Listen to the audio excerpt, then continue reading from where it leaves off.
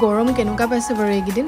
আমাৰ ফালে যে এইকেইদিন ইমান বেছি ৰ'দ আৰু গৰম নহয় ঘৰৰ ভিতৰত থাকিবও নোৱাৰি বাহিৰত ওলালেও ৰ'দ মানে ক'ত যাওঁ ক'ত নাযাওঁ নিচিনা লাগিছে বাৰু যি নহওক এফালে আকৌ আমি নিজেই গছ গছনি কাটি এফালৰ পৰা ধ্বংস কৰিছোঁ এতিয়া জানো গৰম গৰমকৈ চিঞৰি থাকিলে হ'ব এয়া আমাৰ আম গছজোপাত আম লাগি থকা দেখি ভাবিলোঁ বোলো আজি কেঁচা আমকে পিহি খাওঁ কাৰণ এইকেইটা আম পকালে এনেও নাথাকে বান্দৰে গোটেইখিনি হৰাই শেষেই কৰে আৰু এয়া কলপাতো কাটি ল'লোঁ কলপাত চলপাত কাটি মেলি ধুনীয়াকৈ ধুই লৈছোঁ এতিয়া আম বোলো পিহি খাওঁগৈ আৰু আপোনালোকে আম পিহি খাই এনেকৈ ভাল পায়নে বাৰু টেঙা টেঙা হয় কিন্তু খাই ভাল লাগে দিয়কচোন লগে ভাগে খাই বেছি ভাল লাগে বাৰু অকলেতো খাব নোৱাৰি